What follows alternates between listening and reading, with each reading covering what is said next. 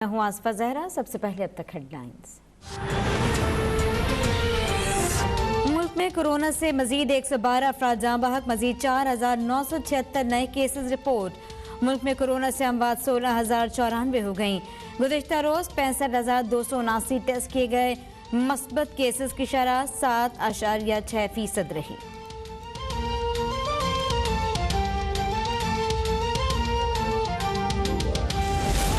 Corona से बचाव के लिए सिंध और बलोचिस्तान में औकात कार तब्दील। महकमा दाखिला सिंध के मुताबिक आज और कल कारोबारी सरगर्मियाँ और बैन सूबाई पब्लिक ट्रांसपोर्ट बंद रहेगी। दीगर दिनों में तिजारती सरगर्मियाँ सहरी से शाम 6 बजे तक होंगी। कराची में ताजरों ने हुकूमती फैसला मुस्तरद कर दिया। आज मार्केट्स खोलने का ऐलान। अंजुमन ताजरान के मुताबिक हुकूमत ताजरों का मौशी कत्लेआम कर रही है। सिंध हुकूमत हफ्ते में सिर्फ एक रोज कारोबार बंद रखे।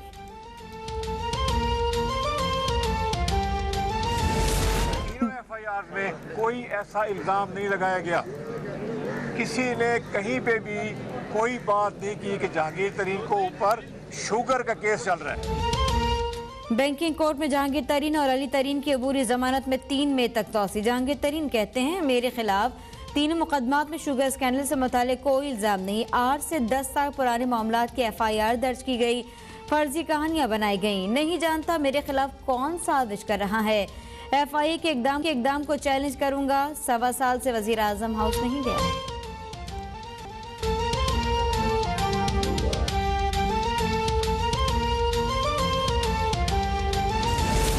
इंसाफ फराहम किया जाए वरना फैसले करने में आज़ाद होंगे। इमरान खान अपने ही लोगों को इंसाफ नहीं दे रहे। रियाज की जहांगीर तरीन के हमरा गुफ्तगू। इस तरह का रवैया रखा गया तो खुद फैसला करने पर मजबूर होंगे। इसाक खाकवानी ने कहा कि 5-6 दिन दे दें, सबको सामने ले आएंगे। हम कोई रिलीफ मांग रहे हैं, ना ही ब्लैकमेल कर रहे हैं।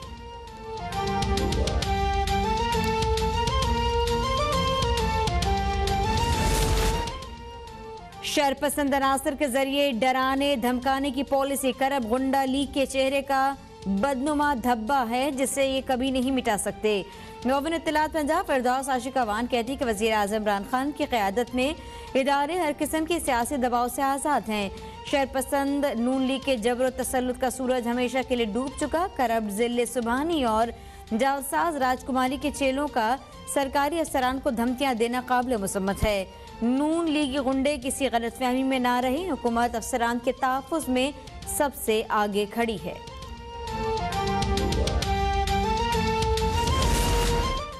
सिंध हुकूमत सिर्फ करप्शन करना जानती है। विफाक ने फंड्स दिए लेकिन सिंध हुकूमत ने इस्तेमाल नहीं किए। हलीमा आदिल शेख की मीडिया से गुफ्तगू। कहा, सिंध में पीपल्स पार्टी का खात्मा जल्द हो जाएगा। मुराद अली शाह की वजह से ट्रैक्टर सब्सिडी स्कीम में 7 अरब की करप्शन की गई। सबसे बड़ी चीनी माफिया सिंध में है। पीटीआई हुकूमत सिंध में मजीद काम करेगी।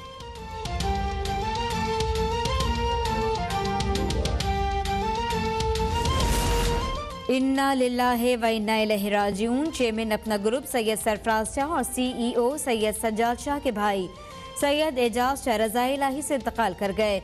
मरहूम एजाज शाह मैनेजिंग डायरेक्टर अपना ग्रुप सैयद फात शाह के चचा थे। मरहूम सैयद एजाज शाह गुज़िश्ता कुछ अरसे से अलील और ज़ियाउद्दीन अस्पताल कराची में ज़ेरे इलाज थे। मरहूम की नमाज जनाजा और तदफीन आज होगी। वज़ीर आला सिंध का सैयद एजाज शाह के इंतकाल पर इजहार ताज़ियत। मरहूम के बुलंद दरजात के लिए दुआ। मुल्तान में गिरा फरोशी और ज़ख़ीरा अंदोजों के खिलाफ क्रैकडाउन। एक रोज में 1057 छापे मारे गए।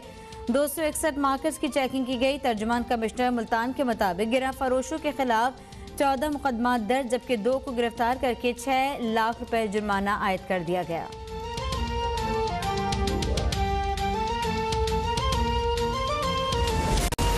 हाफिजाबाद से अफगानिस्तान और खैबर पख्तूनख्वा में गंदम स्मगल करने की कोशिश नाकाम। इंतजामिया ने 12,000 से जायद बोरियों पर मुश्तमिल 19 ट्रक कब्जे में ले लिए। बरामद की गई गंदम की मालिया 1.5 करोड़ रुपए से जायद बताई जाती है।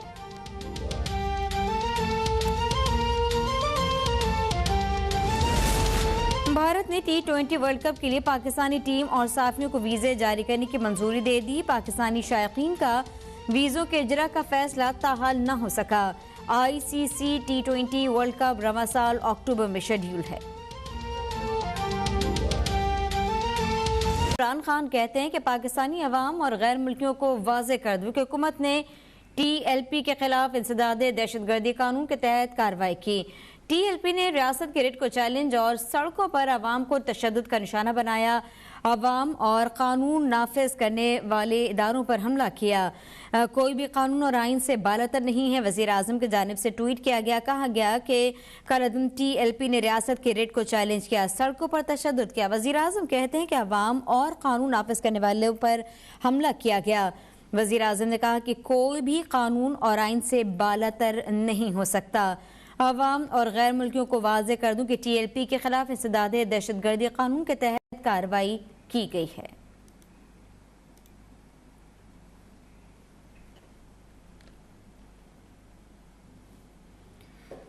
इन्ना लिल्लाहि व इन्ना इलैहि राजिऊन। चेयरमैन अपना ग्रुप सैयद सरफराज शाह और CEO सैयद सज्जाद शाह के भाई और managing director Syed Fahd Shah के चचा सैयद एजाज शाह रज़ा इलाही से गुज़िश्ता शाम कराची में इंतकाल कर गए। मरहूम की नमाज जनाजा आज बाद नमाज असर मस्जिद बैतुल इस्लाम डिफेंस फेज़ 4 में अदा होगी। वज़ीर आला सिंध ने सैयद एजाज शाह के इंतकाल पर इज़हार ताज़ियत करते हुए मरहूम के दर्जात की बुलंदी के लिए दुआ की। मरहूम सैयद एजाज शाह गुज़िश्ता कुछ अरसे से अलील और ज़ियाउद्दीन अस्पताल में ज़ेर इलाज थे। सैयद एजाज शाह की नमाज जनाजा मस्जिद बैतुल इस्लाम डिफेंस फेज़ 4 में अदा होगी, बाद नमाज असर अदायगी की जाएगी। मरहूम की तदफीन चांडियो कब्रिस्तान खयाबान शहर डिफेंस में अदा की जाएगी। अपने ग्रुप के नाज़रीन से दरख्वास्त है कि मरहूम सैयद एजाज शाह के लिए दुआए मग़फ़िरत और दर्जात की बुलंदी के लिए दुआ करें। दूसरी तरफ वज़ीर आला सिंध मुराद अली शाह ने सैयद सरफराज शाह और सैयद सज्जाद शाह के भाई सैयद एजाज शाह के इंतकाल पर दुख का इजहार करते हुए मरहूम के लिए बुलंद दर्जात की दुआ की। वज़ीर आला ने कहा, अल्लाह पाक मरहूम के ख़ानदान को सब्र अता फरमाए। जहांगीर तरीन और अली तरीन की अबूरी ज़मानत में 3 मई तक तौसी हो गई। जहांगीर तरीन कहते हैं कि मेरे खिलाफ तीनों मुकदमात में शुगर स्कैंडल से मुतालिक कोई इल्ज़ाम नहीं। 8 से 10 साल पुराने मामलात की FIR दर्ज की गई। FIR में चीनी की कीमत बढ़ने का कोई जिक्र नहीं हुआ। मेरे पे आज तक इन तीनों FIR में कोई ऐसा इल्ज़ाम नहीं लगाया गया। किसी ने कहीं पे भी कोई बात नहीं की कि जहांगीर तरीन को ऊपर शुगर का केस चल रहा है।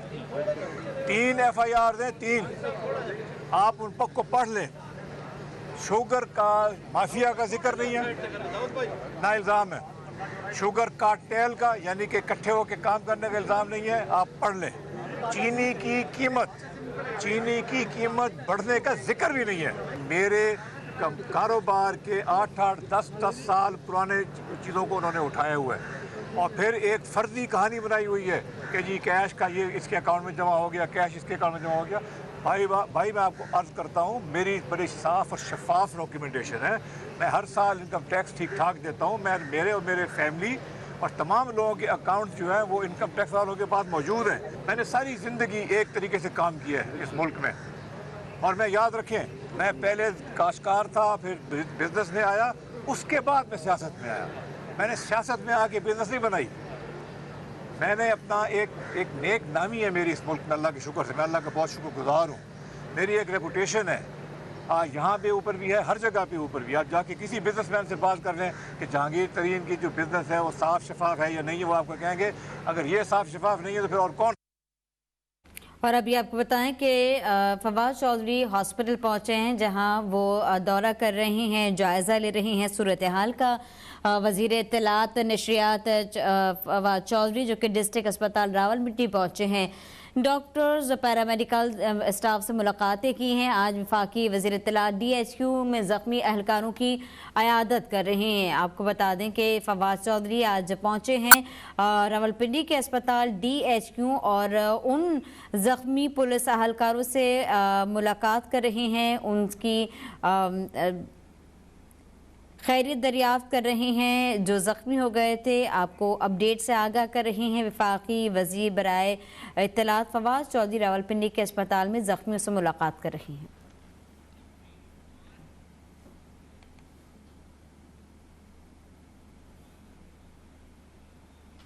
और PTI रुकन कौमी असम्बली राजा रियाज का कहना था कि हम रियासत मदीना में इंसाफ मांग रहे हैं। इमरान खान अपने लोगों को इंसाफ के लिए नहीं मिल रहे। इमरान खान से दरख्वास्त है कि इस बात को मजीद आगे ना बढ़ाएं। आखिरी बार कह रहे हैं इंसाफ ना मिला तो हम भी कोई कदम उठाने पर मजबूर हो जाएंगे।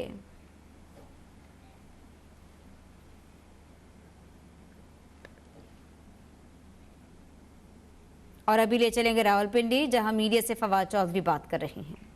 वाज़े उन्होंने इसके ऊपर ट्वीट भी किया, उन्होंने इसके ऊपर बयान भी दिया और उन्होंने ये जो पुलिस की बहादुरी है और जो हमारी सिक्योरिटी एजेंसीज की बहादुरी है उसको वज़ीर आज़म साहब ने सराहा है।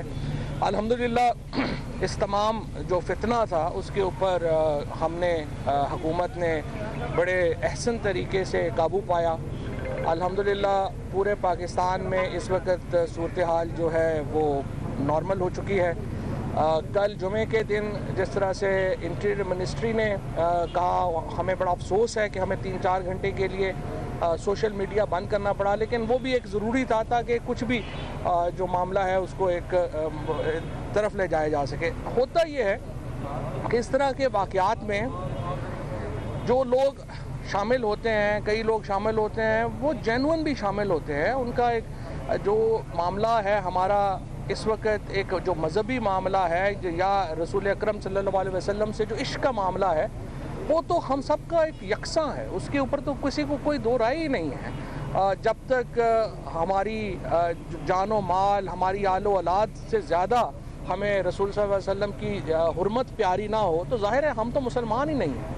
तो जब तक इसके ये जो असूल है वो सबके ऊपर है, लेकिन इस असूल के लिए सियासत करना इस असूल के ऊपर और इस तरह से रसूलुल्लाह सल्लल्लाहु अलैहि वसल्लम की ज़ात के ऊपर अपने ज़ाती मफाद को करना, ये तो बड़ा ही मैं समझता हूँ एक अनफॉर्चुनेट बात थी।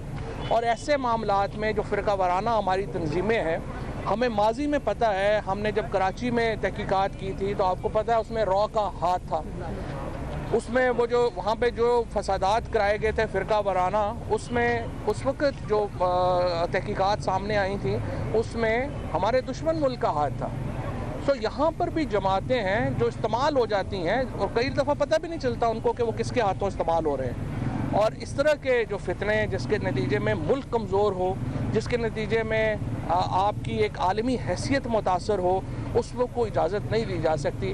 और इसके लिए हम हुकूमत की सतह के ऊपर पाकिस्तान की जो पुलिस है, स्पेशली पंजाब पुलिस है, सिंध पुलिस है, हमारी जो खैबर पख्तूनख्वा की पुलिस है, बलूचिस्तान की, और बाकी जो सिक्योरिटी इदारों ने जिस तरह से इनको एक जेल हो करके इस फितने को नाकाम बनाया, उसके ऊपर हम उनको मुबारकबाद भी पेश करते हैं और उनको ये भी यकीन दिलाते हैं कि हम आपकी जो कैपेसिटीज़ हैं उनको बढ़ाने के लिए बड़े संजीदा हैं। और इंशाअल्लाह कतई तौर के ऊपर पाकिस्तान दुनिया का 5वां बड़ा मुल्क है, हम एक एटमी ताकत है, हमें पाकिस्तान को, रियासत को अंडरमाइन को कैसे कर सकता है। देखें यहाँ पे हमने इतनी बड़ी, जिसको सुपर पावर जो है वो अफगानिस्तान में शिकस्त नहीं दे सके, हमने पाकिस्तान में हमारी सिक्योरिटी फोर्सेस ने, हमारी पाकिस्तान की फ़ौज ने, हमने उनको शिकस्त दी है। पाकिस्तान की रियासत कमज़ोर रियासत हरगिज़ नहीं है और कोई ये समझने की गलती भी ना करे।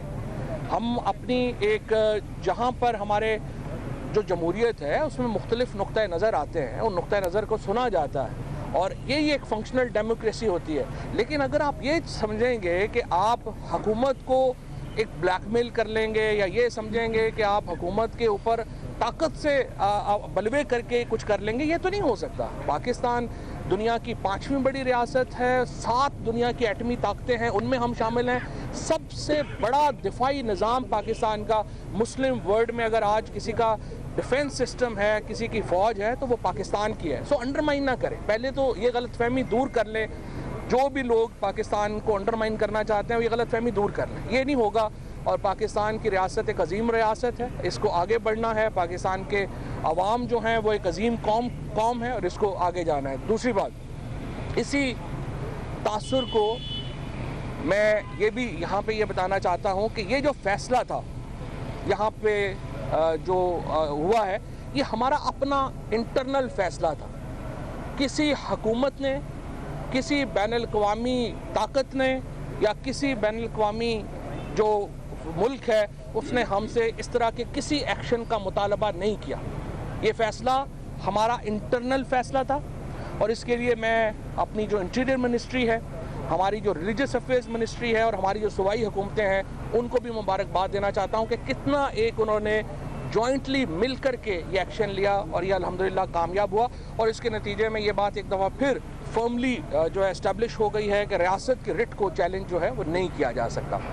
इसी को आगे बढ़ाते हुए मैं कल राना सनाउल्लाह साहब ने जो एक बयान दिया जिसमें उन्होंने जो चीफ सेक्रेटरी पंजाब और कमिश्नर और दीगर जो हमारे अफसरान हैं उनके साथ तकरीबन वही ज़ुबान इस्तेमाल की जो इस एक्सट्रीमिस्ट ग्रुप ने इस्तेमाल की थी कि आपके बच्चे हैं। ये ज़ुबान जो राना सनाउल्लाह ने कल इस्तेमाल की, ये इससे पहले अल्ताफ़ हुसैन ने इस्तेमाल की थी, इसके बाद ये जो मजहबी तंजीम है इन्होंने इस्तेमाल की थी। आपने दोनों को देख लिया है कि वो इस वक्त कहाँ पे हैं। और आज मैं ये भी बताना चाहता हूँ कि हमने ये फ़ैसला किया है कि राना सनाउल्लाह के ख़िलाफ़ इस जो उन्होंने गुफ्तगू की है उसके ऊपर टेररिज्म का और मुतलका कवानीन का पर्चा होगा, उनके ख़िलाफ़ कार्रवाई की जाएगी। किसी शख्स को ये इजाज़त नहीं दी जा सकती कि वो हमारे सरकारी अफसरान के बीवी बच्चों को धमकियाँ दे, वो उनको ये कहे कि हम आपने भी यहाँ रहना है, हमने भी यहाँ रहना है, चाहे वो राना सनाउल्लाह हो, चाहे कोई और बच्चा बलूंगड़ा हो PMLN का।